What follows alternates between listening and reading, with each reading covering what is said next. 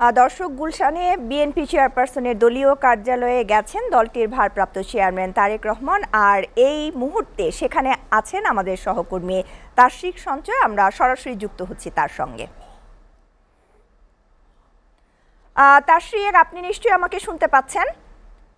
গুলশানে বিএনপি চেয়ারপারসনের দলীয় কার্যালয়ে ঠিক কখন থেকে তারেক রহমান অবস্থান করছেন এবং সেখানকার সর্বশেষ পরিস্থিতি কি তথ্য আছে আপনার কাছে?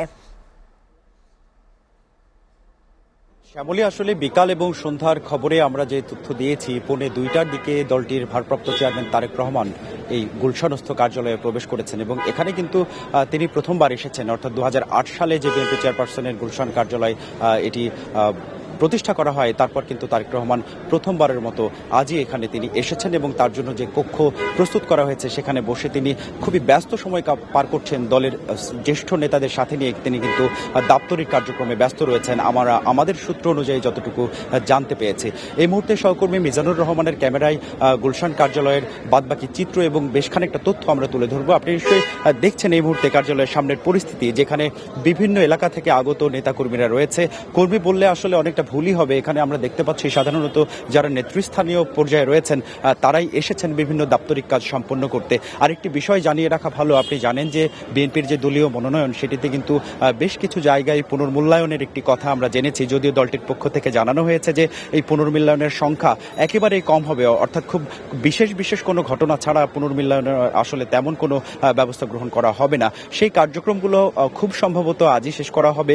তারেক রহমান গতকাল মধ্যরাতে এভার কেয়ারে তার মায়ের শারীরিক খোঁজ খবর নিয়েছেন এবং সেখান থেকে তিনি বাসভবনে ফিরেছেন। আজ কিন্তু দুপুরে 2:45টায় প্রবেশের পর এখনো পর্যন্ত তিনি অব্যাহতভাবে কাজ করে যাচ্ছেন। আমরা জানতে পেরেছি সেখানে স্থায়ী কমিটির সদস্যরা রয়েছেন এবং দলটির বিভিন্ন সিনিয়র নেতারা সেখানে উপস্থিত রয়েছেন। আমরা এই মুহূর্তে চেষ্টা করব এখানে যারা উপস্থিত নেতাকর্মী আছেন তাদের কাছ থেকে কিছু কথা শোনার, আসলে তারা কি বলতে চাইছেন বা কেনই বা এখানে এসেছেন। শ্যামলী, আপনার মাধ্যমে আমরা দর্শকদের জানিয়ে দিতে চাই সেসব খবর। আমরা জানতে চাইব যে এই যে নতুন ধারার একটি রাজনীতি শুরু হচ্ছে, দেশবাসী বা অপমর জনসাধারণ বা সাধারণ মানুষ যারা, তারা কিন্তু বিশেষ করে 24-25 ডিসেম্বর থেকে ধরেই নিচ্ছে যে বিএনপি একটি নতুন ধারার প্রবর্তন করতে যাচ্ছে। এই ধারাটাকে আপনি আসলে নতুন হিসেবে দেখেন কিনা? জি, অবশ্যই। এটা আমাদের রাজনীতিতে, আমাদের যে বিগত দিনের যে রাজনীতি বাংলাদেশে, সেই প্রেক্ষাপট অনুযায়ী রাজনীতির নতুন ধারা অবশ্যই আসবে এবং উনি 31 দফা ঘোষণা দিয়েছেন এবং সেখানে তরুণদের নিয়ে নতুন চিন্তাভাবনা করেছেন এবং 31 দফার মধ্যে স্পষ্টভাবে উনি বলেছেন যে তরুণ যারা উদ্যোক্তা, যারা টাকার অভাবে কাজ করতে পারে না, ব্যবসা বাণিজ্য প্রতিষ্ঠা এস্টাবলিশ করতে পারে না, তাদের জন্য তিনি স্বল্প সুযোগে ঋণের ব্যবস্থা করবেন। ভাষা শিক্ষার যে বিষয়টা, যে অন্য দেশে ভাষা শিখে তারা বিদেশে যাবে এবং সেখানে কর্মসংস্থানের ব্যবস্থা করবেন এবং বর্তমান যুগটা অনলাইন প্ল্যাটফর্ম যুগ। এই কারণে আমাদের ভারপ্রাপ্ত চেয়ারম্যান অ্যামাজন, গেটওয়ে, পেপাল এরকম বড় বড় কোম্পানির সাথে উনি কথা বলেছেন। যদি উনি রাষ্ট্র ক্ষমতায় আসেন, যদি প্রধানমন্ত্রী হন দেশের, ইনশাআল্লাহ এইসব বড় বড় কোম্পানির সাথে কথা বলে উনি বাংলাদেশের যে বেকার এবং তরুণ যারা রয়েছে তাদের কর্মসংস্থানের ব্যবস্থা করেন। ধন্যবাদ শ্যামলী। আপনি দেখছিলেন যে উপস্থিত নেতাকর্মীরা তারা কিন্তু এটি বলছিলেন যে নতুন ধারার যে প্রবর্তন, সেই প্রবর্তনে বাংলাদেশের মানুষের জন্য নতুন কি থাকছে সেগুলো তারা বলার চেষ্টা করছিলেন।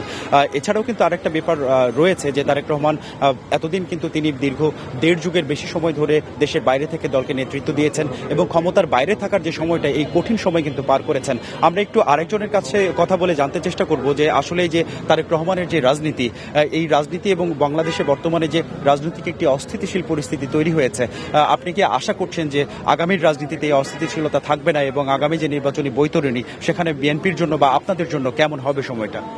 আসলে এই যে উনি আসছে নতুন একটা কথা নিয়ে, উই আর প্ল্যান, তাই আমরা চেষ্টা করবো উনার এই প্ল্যানটাকে বাস্তবায়ন করতে এবং উনার যেই সংকল্প দেখছি তাতে মনে হয় বাংলাদেশটাকে আসলে সুন্দরভাবেই চাচ্ছে উনি, যেন এটা আগের মতো আর না হয় স্বৈরশাসকের ভূমিকা এই ধরনের। উনি চাচ্ছে স্বচ্ছভাবেই দেশটা চালাবে আর আমরা তার প্ল্যান অনুযায়ী কাজ করব, উনি যে প্ল্যানে এগোচ্ছে।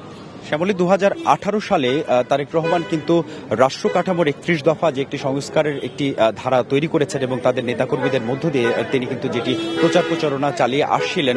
বাংলাদেশের মানুষের 24-এর অভ্যুত্থানের পরে যে রাষ্ট্র কাঠামো বা রাষ্ট্র সংস্কারের যে একটি চিন্তাধারা, সেটি কিন্তু বিএনপির নেতাকর্মীরা বলছেন যে তারা 2018 সাল থেকে সেটি শুরু করছে এবং আগামী সময়ের বিএনপির যে রাজনীতি, তারা সেই 31 দফা নিয়ে কাজ করতে চান এবং অপমর জনসাধারণের যে জন আকাঙ্ক্ষা, সেটি পূরণই তাদের মূল চ্যালেঞ্জ চ্যালেঞ্জ বলে তারা মনে করছেন। তো এই মুহূর্তে বিএনপি চেয়ারপারসনের কার্যালয়ের ভেতরে রয়েছেন ভারপ্রাপ্ত চেয়ারম্যান, রয়েছেন সিনিয়র নেতাকর্মীরা, বাইরে অন্যান্য নেতাকর্মীরা অবস্থান করছেন। এই ছিল সার্বিক প্রেক্ষাপট গুলশানের কার্যালয় থেকে।